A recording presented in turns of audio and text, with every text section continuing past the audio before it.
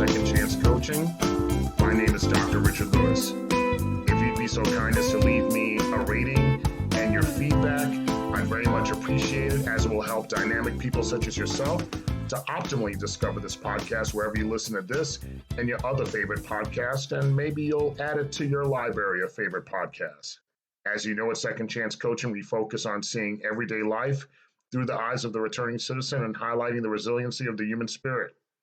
I'd love to work with you one-on-one, whether you're a returning citizen, a coaching client seeking their second chance, or you're a business or a college or university seeking to integrate and support returning citizens in your organizational and learning environments.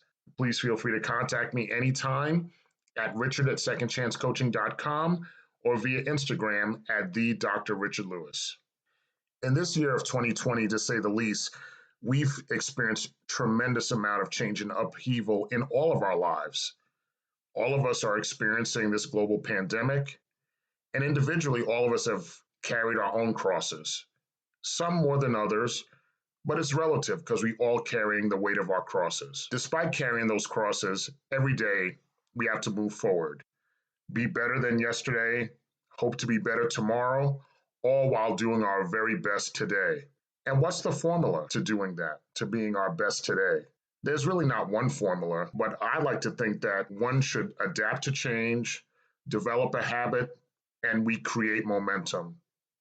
We create momentum not only in our everyday lives, but also as part of our reentry journey. One of the experiences we have when we're looking to adapt to change and develop habits and create momentum is when we start a new job, or if you remember your first day of school, no matter what level it is, whether it's elementary, high school, or college.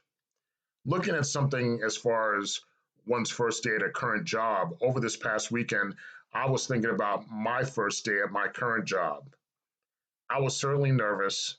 It was a new environment, and I was thinking, was I worthy of this opportunity? I'd gone through at least 4 interviews, and then I was thinking, am I still worthy of this opportunity, even going through that process? I know that taking on this job, I was representing myself, as well as representing other returning citizens that may look at an opportunity to come to this place of employment as well. If I succeeded, I certainly would be helping myself. I'd be representing myself very well. And I would be helping those returning citizens that may look to this place as an employment opportunity for themselves. Now, if I failed, I'd be failing myself, and most importantly, I'd be failing those returning citizens that were also seeking opportunities in this environment. Before I took on my current job, I remember at my previous institution, one of the assistant directors of admissions took the time to congratulate me, and he gave me these wise parting words. And those parting words were, "Don't be average." And when I thought about it, as I was thinking about it, he continued to talk to me about don't be average. He said it would start with coming to work on time. Don't be average. Make sure that you come to work on time, ready to start the day. He said, don't be average when you're establishing a mindset of excellence at work, whether it be something as little as the dress code in which you dress at work. He asked me, is there a dress code at this new place? I said, there's no dress code, not that I know of. But he said, that's okay. You establish your dress code. Don't be average. When you're servicing students, don't be average. In your work performance, don't be average. When I think about those 3 words, don't be average, it really created a standard of your work speaking for you, that the results of your great work will be the habit that you develop, and that greatness it creates momentum.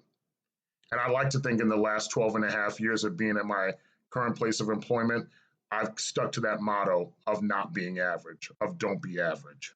Also, change could also come about when you move to a new environment or a new town. In my first 21 years of life, I was born and raised in New York City, specifically a child of Cambria Heights, Queens, New York. After I graduated from undergrad, I permanently moved to Atlanta to start graduate school. My first few weeks in Atlanta were great. But right around the 3rd week, I started feeling anxious. I started feeling that anxiety that this is now my real home. This is not a vacation anymore. My home base is no longer Springfield Boulevard in Cambria Heights. It was now Cobb Parkway in Smyrna. Driving through Metro Atlanta, at that time there was no GPS.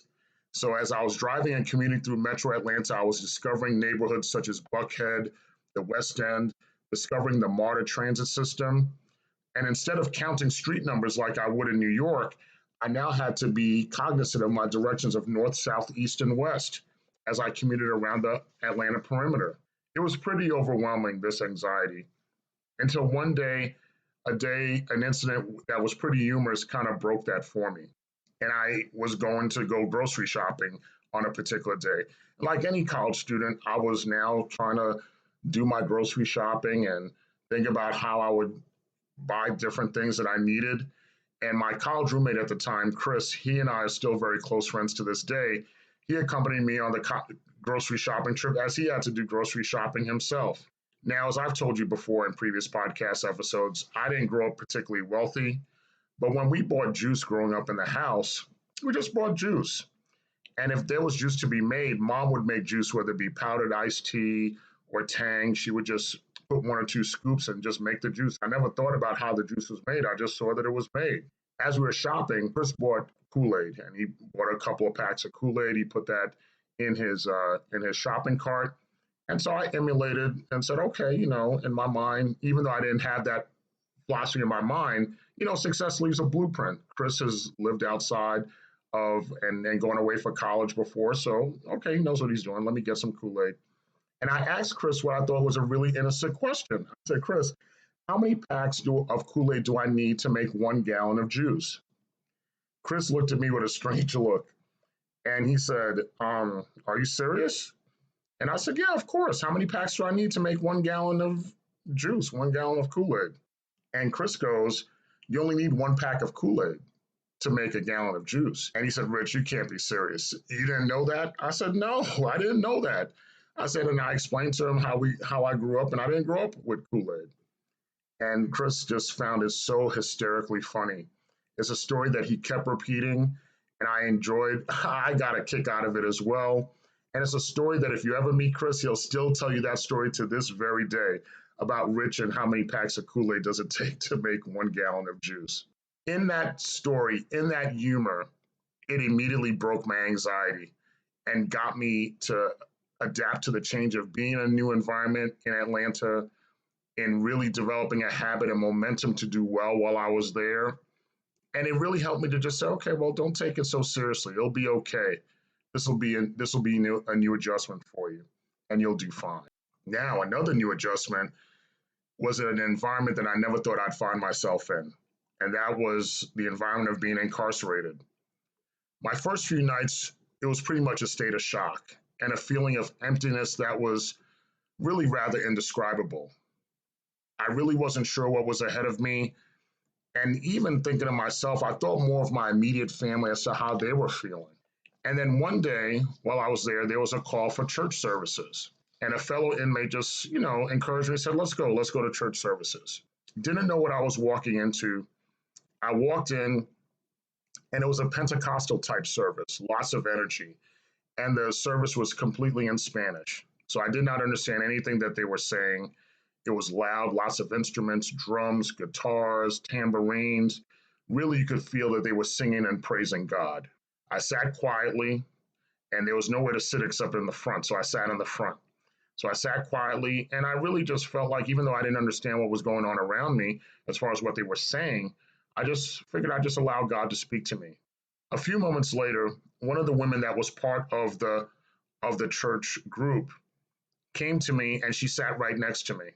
She didn't speak any English, and she asked one of the other gentlemen that was with her to translate for me so she could speak. So he started to speak to me as she was telling him what to say to me. And he told me that she was saying that she could tell that I did not belong there and asked if she could sit next to me and sing and pray with me. Of course, I said, okay, not a problem. That's fine with me. And at that point, she took one hand and put it on my head, on my forehead, and another hand, and she put it on my chest. She began to pray and sing in Spanish, and she was so passionate you could feel that God was really going through her. She even began to cry through the singing and the praying that she was doing. When her singing and praying was concluded, she brought the translator back to come over to speak to me, and the translator said to me that she wanted to say thank you for allowing me to allow her to sing and pray with her. And then she continued to say a couple more things in Spanish. The translator then translated that she was saying to him that God will bless you and God will protect you and God will bring you home soon. At that very moment, I was able to adapt to the change in my environment and develop a habit and momentum of being convicted in my spirit, knowing that I would make it through this process. At that moment, I felt that God had witnessed to me, that He had reached out to me when He knew when I exactly needed it. And from that moment, I held on to my relationship with God ever since. I'll never forget that woman. I'm very grateful to what she did and how she extended herself to me. And that simple act of kindness gave me the strength to persevere through that process. As any returning citizen is anxious and excited as anyone to return home after being incarcerated, I was excited to return home as well. But it was an adjustment returning home to Springfield Boulevard. It was an adjustment to start all over. As I indicated in previous podcasts, there was a lot of adaptation I had to do, even though I was surrounded by family. There was new beginnings. I had to develop new habits, and I had to create that momentum. I had to adapt to change. I had to develop habits, and create that momentum. That momentum where I would not be average. Adapting to change, developing the habit, and creating the momentum where I would find humor and joy in my life. Adapt to change, develop the habit, and create momentum to allow God to speak to me. It's these pillars in which I find that I've been able to have a fulfilling life in this process, in adapting to change, developing that habit, and creating momentum. Sometimes in an ideal situation, sometimes in the most non-ideal situation, such as discovering how many packs of Kool-Aid I need to create juice.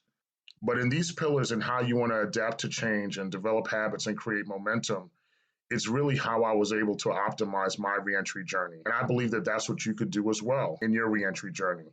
And I certainly would like to do that with you.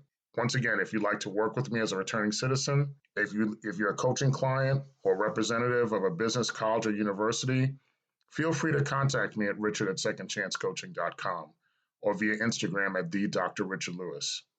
I'd love to work with you. So remember, you've been blessed to see another day. You've been blessed with your second chance. So make the most of it. I love you all. Take care and be well.